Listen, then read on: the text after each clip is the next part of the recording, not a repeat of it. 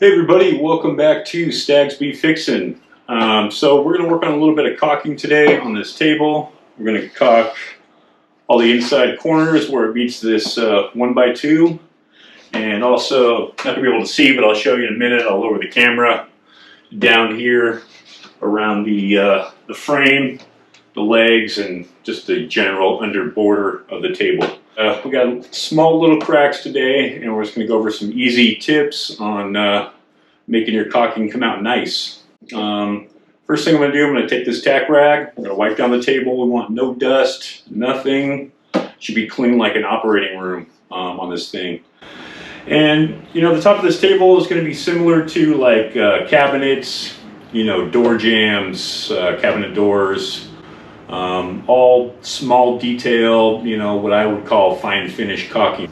And so we'll get started. So we got a dripless gun, and some people like to cut their tube there. I don't. That's if, like, you know, I'm on a job and there's no razor knives or any way to, you know, cut my tube. I'll even use like a sharp putty knife. And worst case scenario, you can use these and they'll do a decent job. But I would not hold it straight and cut it off. You're going to want to hold this at an angle, and you're going to want to cut off, you know, a little bit.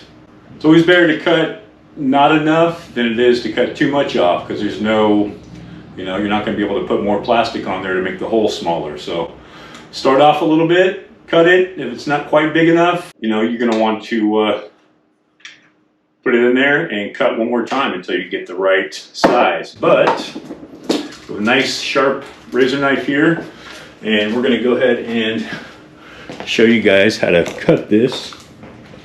We'll go ahead and start up here. Just going to push. I just push on the back of the knife, and that's not too bad of a little hole. You can go ahead and make it a little bit bigger if you want. You kind of want to make sure there's not like a step. Sometimes when you cut these, you'll have a step in the middle of it. You want to make sure it's a nice solid cut off piece, because you want that angle, and that's going to help you control your caulking. Alright, so we've got a wet rag. We're not going to be wiping the caulking with the rag. You know, when I first started painting, somebody told me take the rag and you wipe it, you know, put it over your finger and wipe, right? And I've never been able to get a nice bead of caulk like that. I've always had to use my finger, and it always came out much better just getting my finger like wet, having this rag in my hand, and it's taking a nice wet finger after that. Now you don't want it a little bit damp, you want it decently wet. Pull these all the way back, stick it in, and now you want this tip in line with the bottom, so you know, so while you're applying your caulking, you know it's straight wherever you point your gun. So we're going to start in this corner, and I'm just going to go up first and then over. And we're barely, like, I'm barely squeezing this trigger. I'm barely putting any pressure on this trigger. So I started up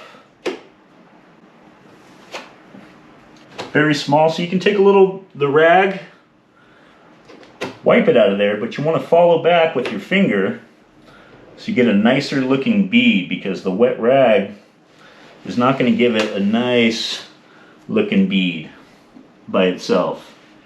Use your finger to do that. Now you can see in that corner, it's not quite perfect, right? So I'm going to need to take my finger in there, and I'm going to see how on the bottom there it has that like little buildup. I mean, most people are not going to see that, but I see it. I like to, when I do my finishes, I like to get my nose right up there and see, like, you know, what can I see when I get really close. So you're going to have to flatten that out a little bit, bring that back up, and it's kind of hard to put my finger in there. So what I'm going to have to do is I'm going to have to take a 5-in-1. I'm going to have to wrap my 5-in-1 around the rag.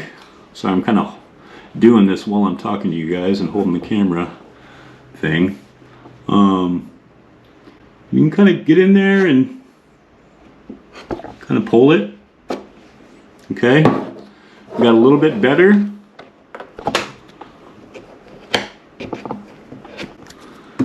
Now we're all filled in that corner. We don't have a big booger of caulk sticking out. It's nice and rounded off. There's no humps, there's no lumps. Everything's perfectly smooth. There's no ridges. Now another thing I like to do is when you're caulking, I always pull towards myself. Same thing when I'm painting. I start at the corner and I go towards myself, and I'll usually meet in the middle. We're doing something like a baseboard. You know, I'm going to paint all the way down, but I'm going to pull the brush toward myself and I'm going to pull the caulking toward myself. I don't want to, you know, if I was on this side,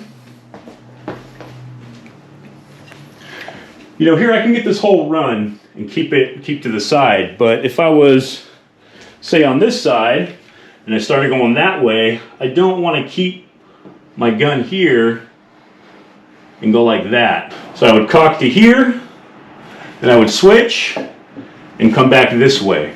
Much easier, much more productive way, and it's just easier to control the flow of the caulking like that.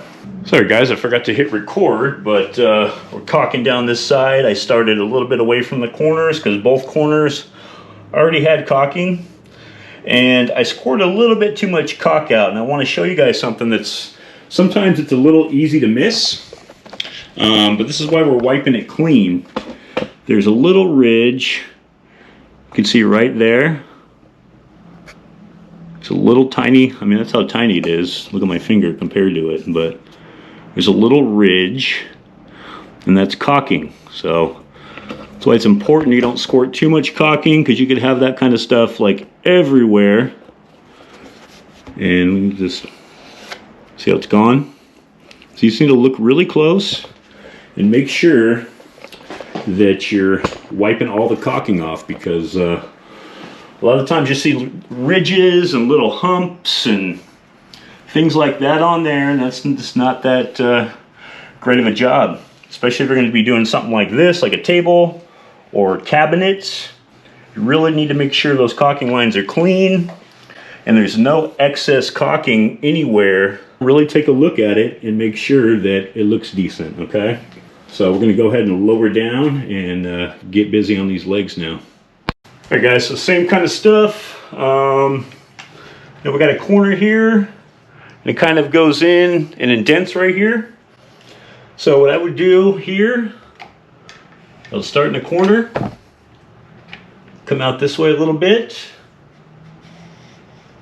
go here, and across the top. Got a nice rag. Start up here with your finger, then go down, around.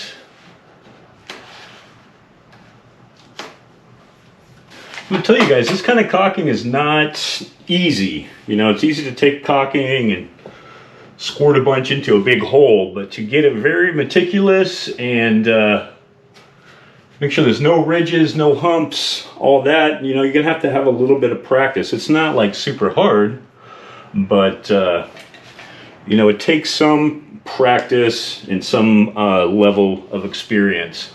So, all right, so we got this side, we got here, we got down. Now we need to take this across and meet them, okay? So I'm gonna get on the other side because I like to pull. I mean, I could have started here and went that way, but we're gonna go ahead, start right here, come this way. So even there, I like to turn my caulking gun around and take it that way. And that's pretty much it. All right, so we're gonna go ahead and just caulk the rest of this, and then we're gonna be ready for paint. All right, so this caulking has about a 30-minute dry time. So we're gonna let it dry at least for that amount of time. All right, I hope you found this video helpful, learned some tricks. You see my outfit, I just got done coaching some soccer. Been a soccer coach for around 12, 13 years now. Something I enjoy doing. So I'm in my soccer coach outfit doing some caulking for you guys today.